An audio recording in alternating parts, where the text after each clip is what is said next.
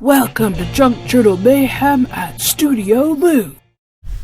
It is day 14 and we need to sort out what we're going to do with toothpicks and skewers.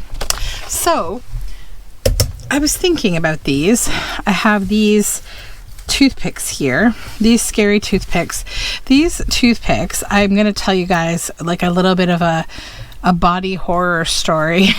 So I used to date someone who his father didn't allow toothpicks in the house ever again because one time he was walking barefoot on the floor and it was these sharp toothpicks and he like stepped on one, but it went underneath his toenail and he had to go to the hospital to have it removed. So from that day on, nobody in the house was ever allowed to have toothpicks again.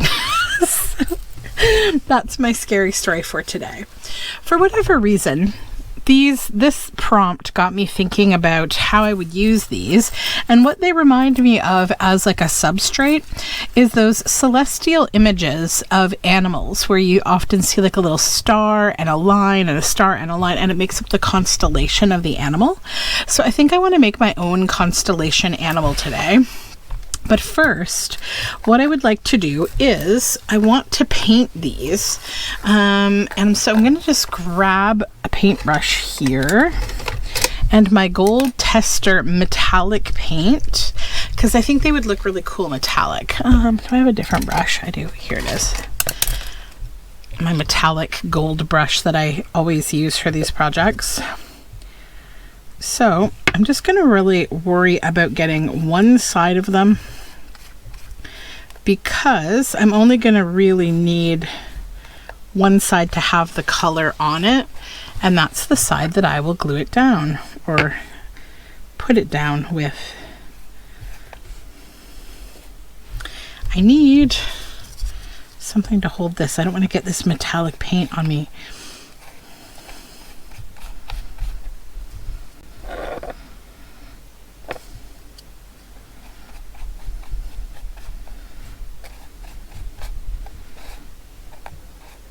Okay, mostly.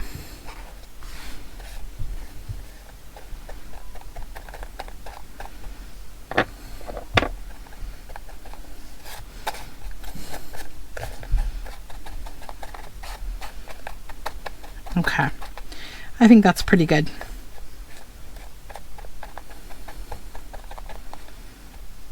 Alrighty. I'll just get the rest of this gold paint off. I'll use this in a background of some kind, this fun gold. Okay. I'll set that aside and just let it dry for a bit. And I'll show you the animal that I have chosen here. I just went random. I grabbed the first kind of animal that had a good shape from this book of animals that I have. And this is actually a weasel. So today we'll be making a space weasel or a weasel constellation. So what I first want to do is give him kind of a space like color because he's going to become a constellation. So I'm going to use Broken China Distress Oxide, and I'm just going to cover over all of him with this just to give him this blue tone.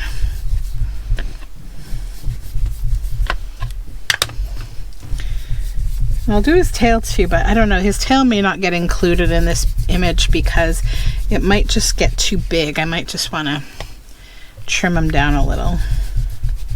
Okay, so there is the oxide. Now I don't know, I think I'll do a little over here too, to just, in case I decide I want to keep this whole card and make like a piece of ephemera using this background. Wasn't sure if I was going to fussy cut him out or not. Okay, but that will do.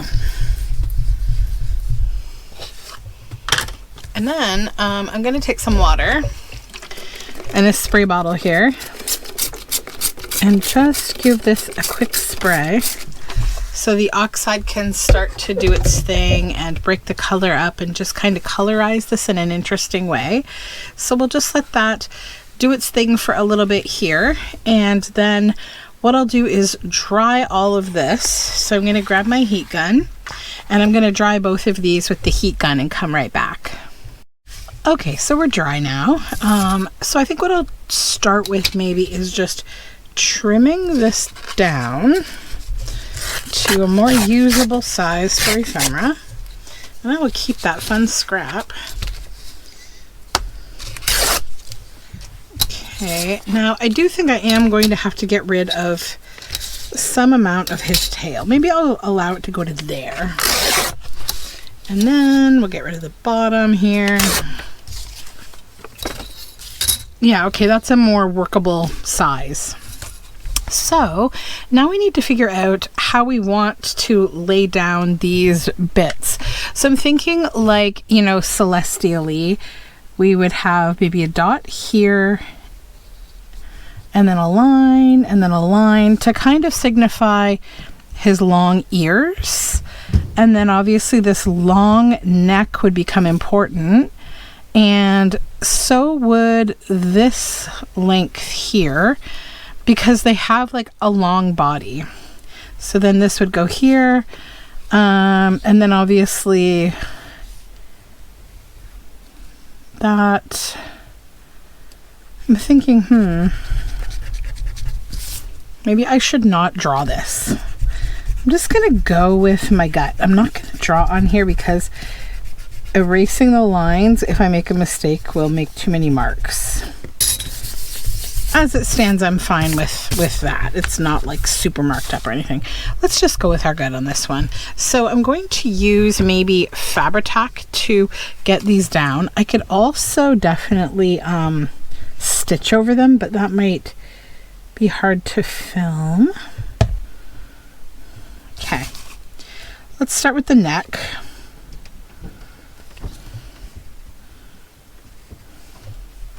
Then I'm going to cut some of these in half because we aren't going to need the full length. Oh, these are hard to cut. Can we break them? Yeah, we can. And I don't even need to sand the end. That's great.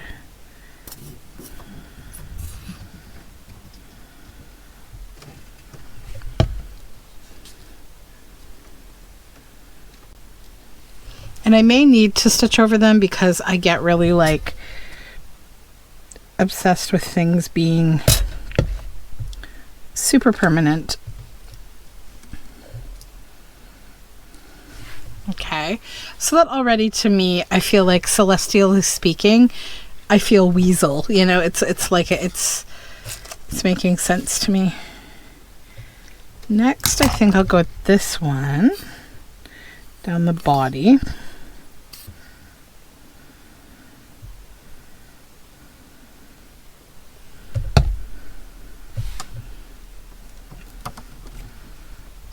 Just line it up there. I was thinking of using like air dry clay to create the little dots, but I don't think that's gonna work. So then we'll snap another one of these in half because we have to do the arms and legs.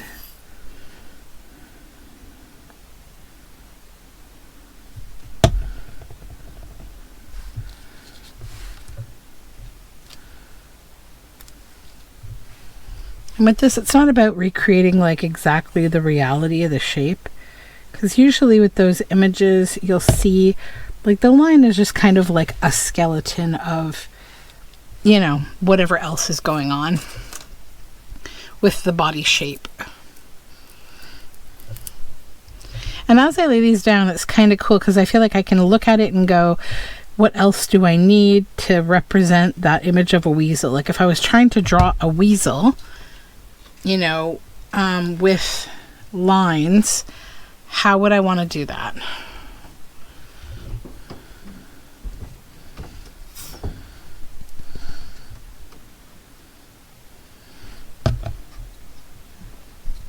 This head.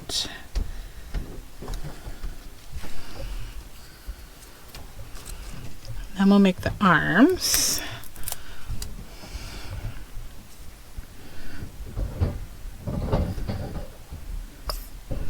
Sorry if you can hear some banging going on upstairs. It sounds like my husband is probably baking the pie crust that we're making for dinner.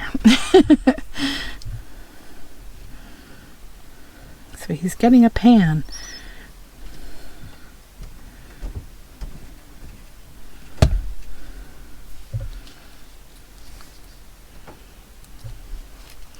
And I think what I'd like to do is create like the shape of the body, because like remembering celestial images, they do often have kind of a bit of shaping. They're not just like a skeleton, right? There's usually a little more to them than just that.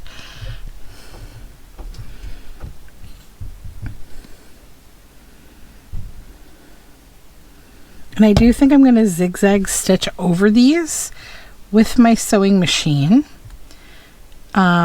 as a final kind of way of doing this. And then the other thing I think I want to do is just replace the tail. So like when I zigzag stitch, I'm going to basically line up the needle on one side of my image, and it's going to hop back and forth, or not image, sorry, the stick. It's going to hop back and forth over it as it zigzags. So then I think with this, what I want to do is kind of, yeah, we'll snap that in half. And then I need to shorten it a bit more though. I need like a stronger scissor. That'll do. Yep. These two little bits, these two little spikes, so I can depict the ears.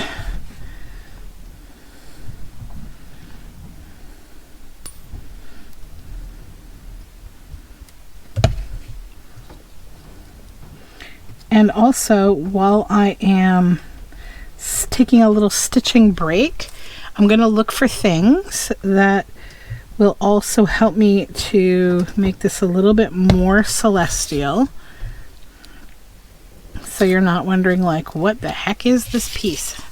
Okay, so I think from a bare bones perspective of creating like a celestial shape of an otter, that's a pretty good one. I like that. To me, if I just look at the toothpicks, they do look like an otter. If you try to take away the image, just look at the toothpicks, I see an otter. So I will stitch on that and find some more supplies. Be right back. Okay, so this has been stitched all across. So I just stitched in the middle across each of these. And then I grabbed this book. So this is the sort of example I'm talking about, like the celestial kind of animal. And here I see I have actually gone above and beyond the call of necessity here, because apparently this is like a bear constellation or a raccoon, I guess. I don't know. So yeah, this is Amazing Universe, the National Geographic book. I also got this little bit and some little stars. And I was thinking we could glue some things on here to make this a more celestial kind of thing. I'm just going to take a quick look in this book and see if there's anything interesting. Maybe this page. I like a couple of those. Then, is there anything else that's little here? Because it's got to be small. That could be cool.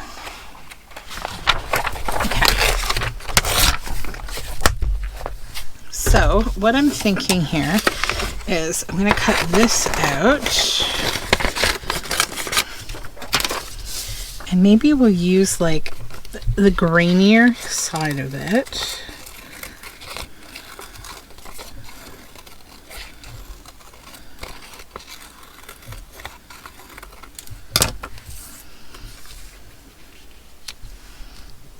Okay.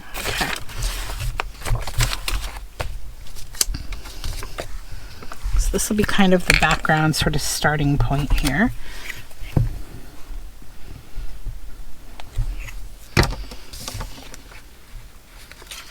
I'll wrap that around, and there you can see my stitching on the back. That's its own little galaxy of stitches. Then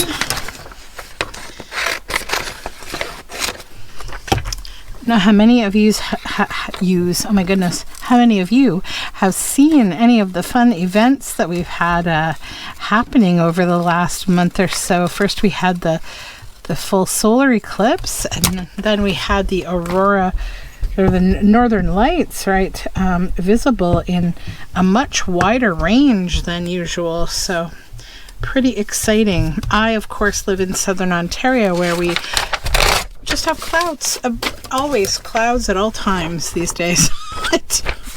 I have not been very lucky as it relates to seeing these things.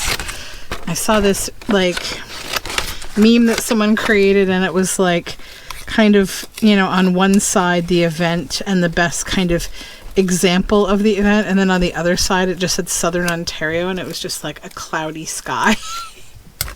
Like, yep, that's what I've been experiencing. Okay, we'll add that one there. Then I'll get my Fabri-Tac here, and we'll put this on with Fabri-Tac maybe. Actually, art glitter glue might be better for that because it is paper. We don't need to use that. It dries faster when it's art glitter glue. This one, maybe overlapping here. And we'll get some of these stars. Just gonna get a few of them out here so I can grab the colors that I think I want.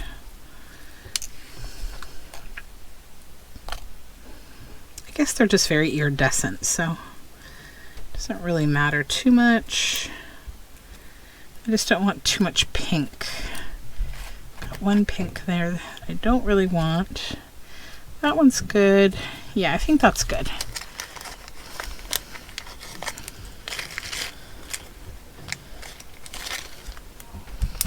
Then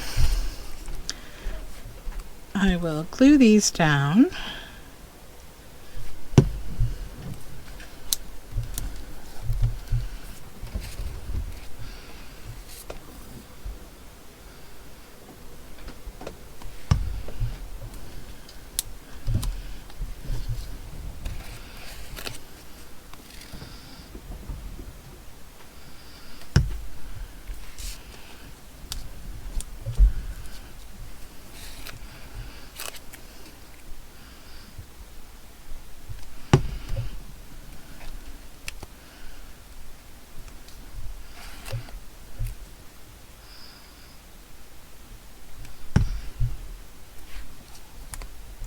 One more to go.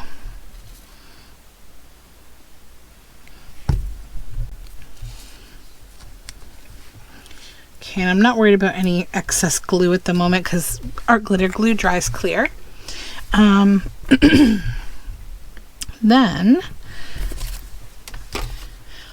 what do we need to do on the front of this? I don't think a whole lot else. I need to certainly back the back of it.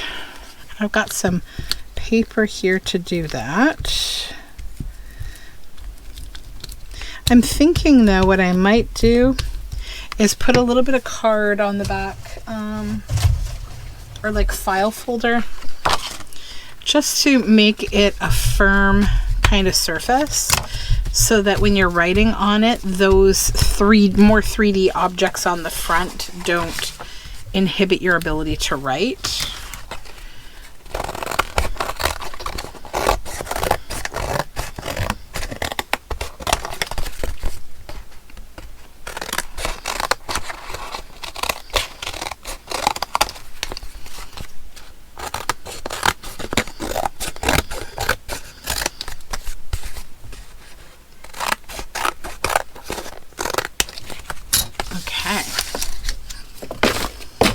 So I'm going to go to the sewing machine and just stitch around the edge of this to just hold everything down and together, and I will be right back. Okay, so I have stitched around the edges, and then I'm just going to come in with this little black marker and just kind of add some dots to the connections to just give this more of a diagram type feel. This is where all the little sticks would begin and end and connect to one another.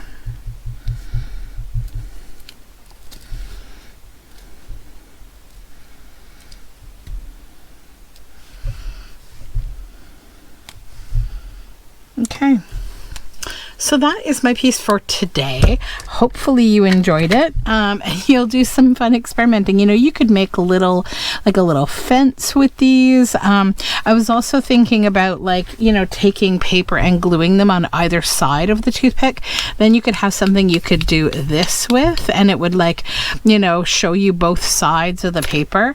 But I didn't get to work out that idea in my head, and then this one took over. So I like this little piece. I think it's a lot of fun, and it would be really cute in any kind of like a space type journal. I think it would add to, you know, the fun ephemera that you put inside these kind of things, because if you can't have fun and also laugh at yourself and do these kind of cute projects, what's the point? So thanks for joining me for today's mayhem, and we'll talk again soon. Bye for now.